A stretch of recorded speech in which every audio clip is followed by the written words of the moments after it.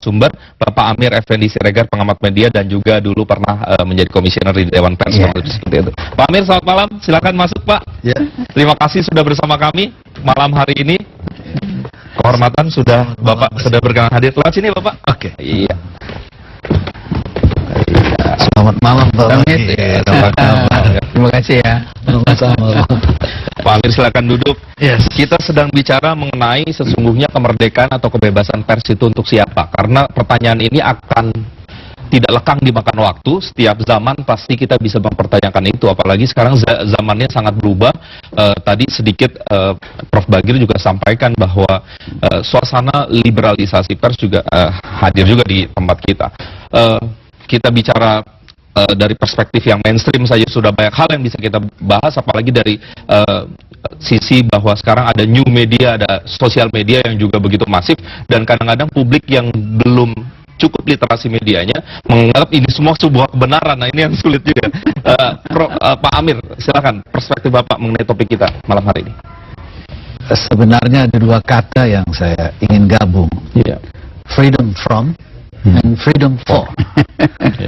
Freedom for untuk siapa? Ini pasti Pak Bagir juga sudah menjelaskan tadi, tapi secara umum freedom of the press ini untuk seluruh masyarakat, untuk mencerdaskan, untuk meningkatkan kualitas hidup masyarakat. Itu sebenarnya. From ini itu kita merdeka. Tadi sudah digambarkan tuh, merdeka dari sebuah sistem yang otoriter. Tapi jangan lupa yang namanya freedom from ini juga harus tetap dijaga supaya demokratisasinya ini berjalan. Sekarang coba kita lihat. Freedom of the press ini termasuk freedom of expression, freedom of speech. Itu kalau tidak dijaga, itu ada kasus-kasus seperti undang-undang ITE atau undang-undang KUHP. Terakhir pasal penghinaan misalnya. Pasal penghinaan. Nah, ini kita harus jaga betul supaya the freedom of the press-nya ini tetap berjalan. Tapi di samping itu, kita sendiri, teman-teman media, pers juga, itu harus terus meningkatkan profesionalismenya. Karena itu kita dapat privilege itu karena diperintahkan oleh undang-undang. Tapi kita juga dapat privilege itu, undang-undang memerintahkan kita untuk melakukan, menjalankan implementasi ini secara profesional dengan kode etik. Itu yang disebut dengan pers yang bertanggung jawab. Bukan sekedar bertanggung jawab, ada pedoman-pedoman yang memang sudah ditetapkan oleh undang-undang, kode etik, dan peraturan-peraturan Dewan Pers. Freedom for, kalau tidak, nanti from-nya ini bisa mengganggu kita kalau kita tidak juga menjalankan for ini secara profesional. Pak Amir, satu hal lagi, saya langsung saja menukik pakai bahasa rakyat. Kemarin kita jumpai pemilihan presiden yang luar biasa bersejarah karena untuk pertama kalinya kita punya dua pasangan calon. Pada saat yang bersamaan potensi bangsa ini sempat terbelah, tidak hanya di sisi media, sesungguhnya di potensi yang lain juga relatif terbelah, misalnya kalau mau disederhanakan. Ini kan pelajaran baik juga untuk media. Memang sekarang kita sedang rata-rata air, tidak mengalami suasana yang hiruk-pikuk seperti itu, tapi mungkin jangan-jangan ini waktu yang tepat untuk kita mengambil hikmah dari proses tersebut. Apa hikmah-hikmah baik yang bisa kita ambil, kita telurkan untuk masa depan pers kita yang lebih merdeka dan bertanggung jawab juga profesional? Begini, pertama kita juga harus lihat, ini kita punya dua media. Media itu ada media elektronik, ada media cetak. Ini ada berapa prinsip pekerjaan yang secara relatif berbeda. Misalnya, kalau media elektronik seperti TVRI ini sekarang, dia mempergunakan frekuensi, dia free to air. Nah, regulasinya itu bukan hanya yang bersifat self-regulatory, misalnya konten jurnalisme jelas ke Dewan Pers, tapi juga non-jurnalisme itu juga ditangani oleh Komisi Penyiaran Indonesia. Bahkan Komisi Penyiaran Indonesia ini dia bisa menangani seluruh konten. Kalau jurnalisme bersama dengan Dewan Pers. Nah, konten media elektronik ini highly regulated. Media cetak itu prinsipnya lebih self-regulation. Dewan Pers kan, kode etik, ditegur, kalaupun terjadi pelanggaran, lakukanlah undang-undang pers dengan hak koreksi hak jawab. Atau kalaupun kena pidana umum yang dijalankan.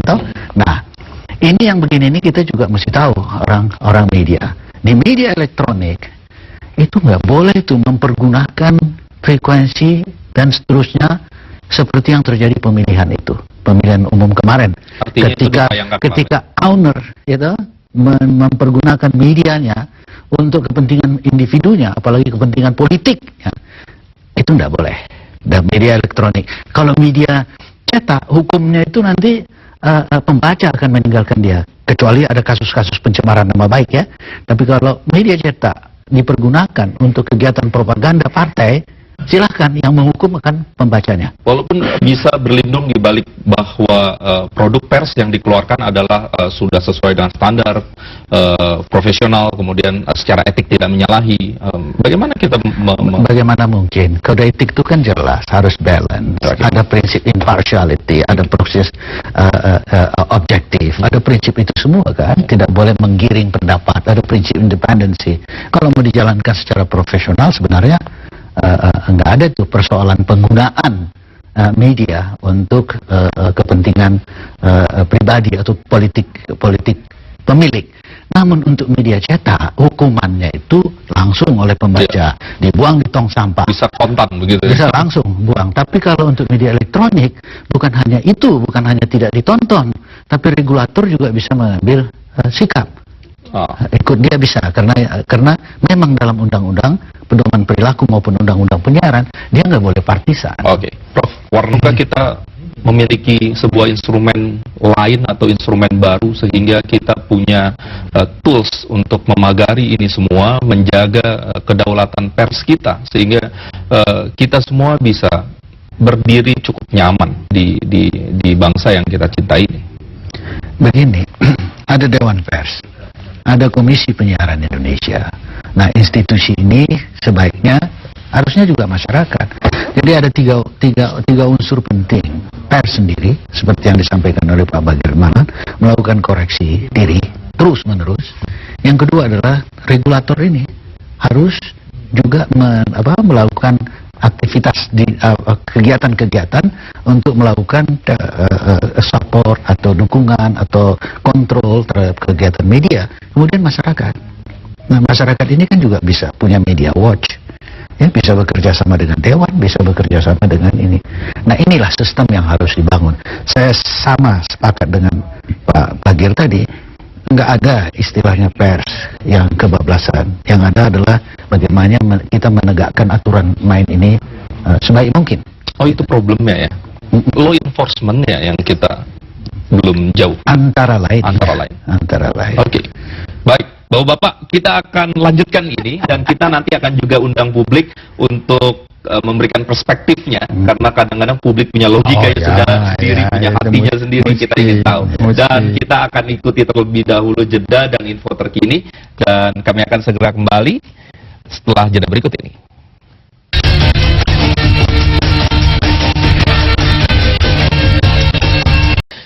Sudah ada dua penanya sekaligus memberikan pandangannya. Pak Amir terlebih dahulu, silakan Pak. Begini, kita ingin pers yang sehat. Kita ingin pers Indonesia menjalankan fungsi dan peranannya secara baik. Kemarin ini kita ada terlupa memang dari penanya pertama. Kita tidak memberikan perhatian cukup serius kepada lembaga penyiaran publik, termasuk lembaga penyiaran komunitas. Di dunia elektronik ini tertinggal. Dibiarkan saja berjalan yang private institutionnya, yang komersialnya, sehingga bahkan ini juga masukan buat TVRI, sehingga sampai hari ini TVRI itu masih ikut-ikutan rating TV komersial industri. Sebenarnya nggak boleh. Lembaga penyiaran publik ini ditujukan untuk setiap warga negara. Dia independen dan dia tidak partisan. Nah, terus terang bukan kekeliruan teman-teman TVRI saja, tapi kekeliruan kita semua, termasuk DPR, termasuk pemerintah, kurang memberikan perhatian untuk membangun lembaga penyiaran publik ini secara benar, seperti yang terjadi di NHK Jepang atau BBC Amerika.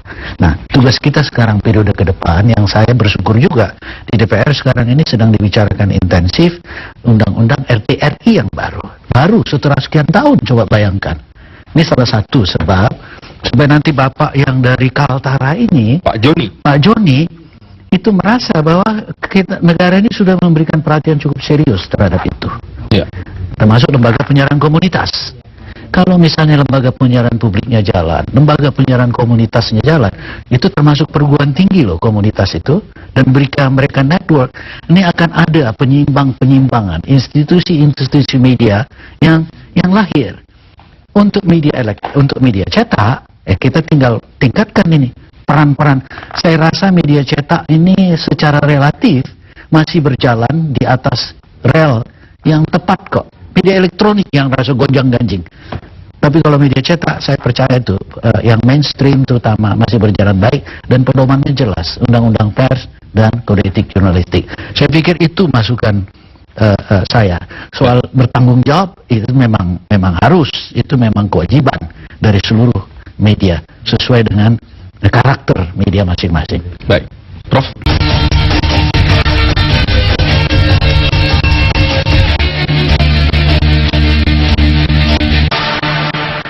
Terima kasih Anda masih bersama kami di Dewan Pers kita. Kami masih membahas mengenai kemerdekaan pers untuk siapa.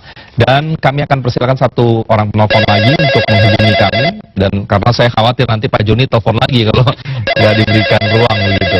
Baik. Langsung saya sapa. Selamat malam. Selamat malam. Langsung saya sapa. Selamat malam. Ya, selamat malam TPRI. Baik, dengan Bapak siapa, Pak? Assalamualaikum Pak Bagir. Begini ya, mungkin ini saya ini mungkin apa? Sebelumnya dengan Pak siapa, Pak? Dengan tema, tapi ini perlu. Ini ada koran daerah saya, yang nama korannya ini Pos Metro Rohil begitu ya. Jadi mulai terbit, saya lihat bahasanya kasar, tidak menggunakan bahasa Indonesia yang bagus. Umpama begini, judulnya itu kalau di halaman pertama ada musibah kebakaran, 2 tewas terbakar begitu. Ini kan nggak 2 tewas terpanggang begitu. Ini kan nggak bagus menurut saya. Kasar begitu. Maunya kan begini.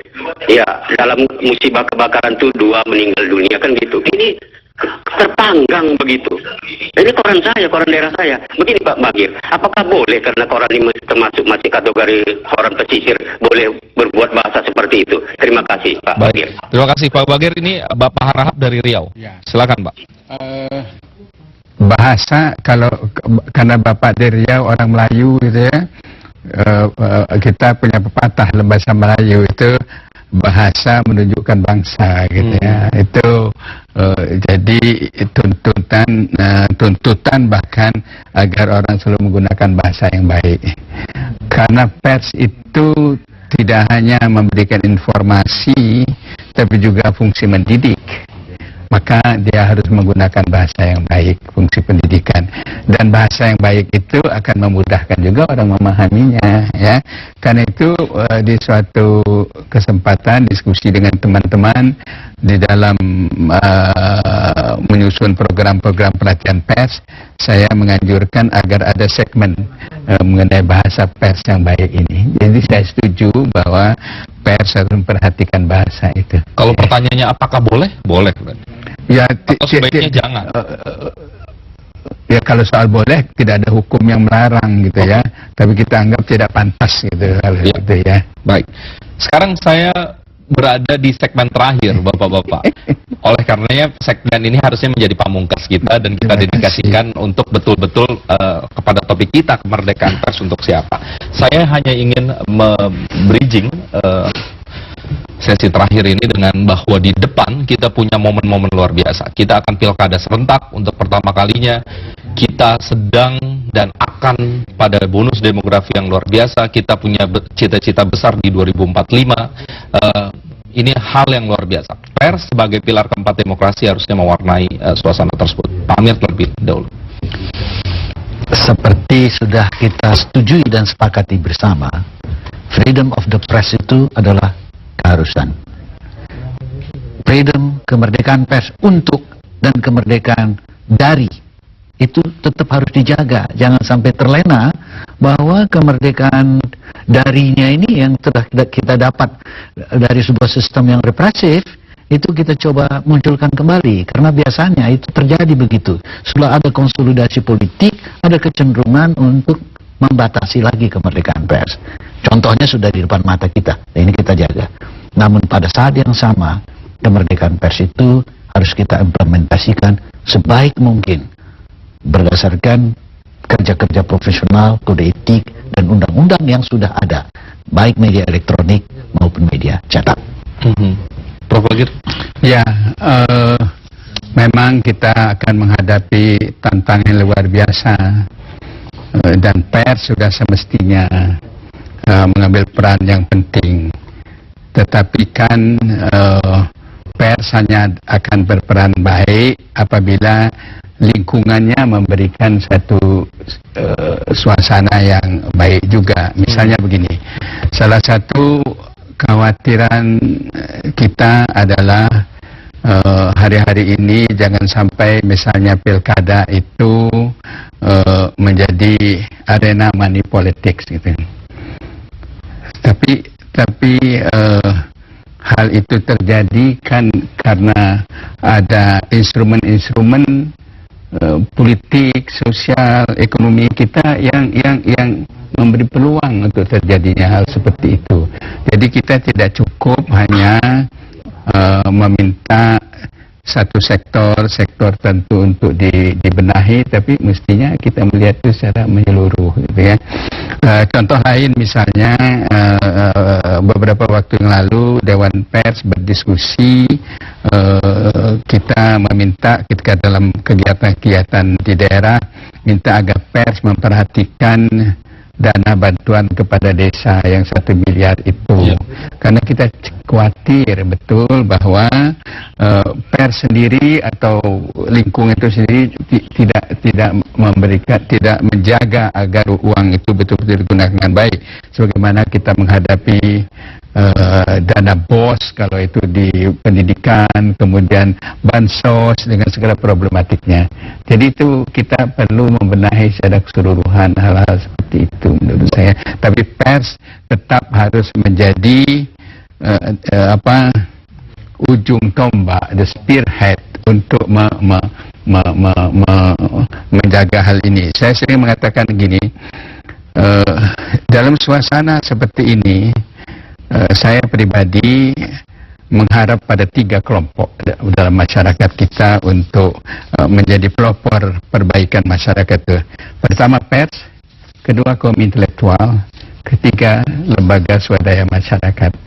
Kalau 3 ini dapat bersinergi dengan baik untuk membangun Indonesia yang baik, insya Allah yang lain akan terseret juga untuk baik. Gitu. Amin. Baik, Prof, saya ingin bocoran pada hari-hari ke depan apa saja agenda Dewan Pers? Ya, misalnya di bulan Agustus dan awal September, kita ada seminar literasi media di Mojokerto dan Bondowoso. Pelatihan jurnalistik kita adakan di Bali, di Bali juga bulan Agustus ini. Pelatihan jurnalistik radio kita adakan di Lampung. Pelatihan jurnalistik televisi kita adakan di Bukit Tinggi. Sarasehan masyarakat pers di Medan, semacam yang kita lakukan di Solo, juga awal September kita lakukan. Dan ada beberapa kegiatan rutin, antara lain melakukan mediasi, memberi keterangan ahli pers dan sebagainya. Kita tiap bulan membuat program-program kegiatan semacam itu. Baik, waktu saya 2 menit, saya ingin berbagi 30 detik di antara kita, mudah-mudahan menjadi catatan yang baik untuk malam hari ini. Pak Amir, Pak Amir aja. Ya, saya pikir saya sudah sampaikan tadi. Mari kita jaga sama-sama kemerdekaan pers untuk demokrasi dan kemaslahatan masyarakat. Karena kata Prof. Bagir memang ruang ini harus kita jaga iklimnya bersama ya. Dan pers bukan satu-satunya pemain di ruang hampa, dan ini bukan sama sekali ruang hampa. Betul. Baik, oke. Prof, terima kasih. Pak Amir, terima kasih sudah hadir. Saya rasa ini diskusi yang menarik, bermanfaat, dan mudah-mudahan sekali lagi ini juga kita dedikasikan untuk kemerdekaan pers kita. Sekali lagi terima kasih. Selamat malam Bapak-bapak. Saudara, demikian tadi diskusi kami dengan topik kemerdekaan pers untuk siapa. Dan semoga bermanfaat. Sampai jumpa di episode mendatang. Selamat malam. Terima kasih.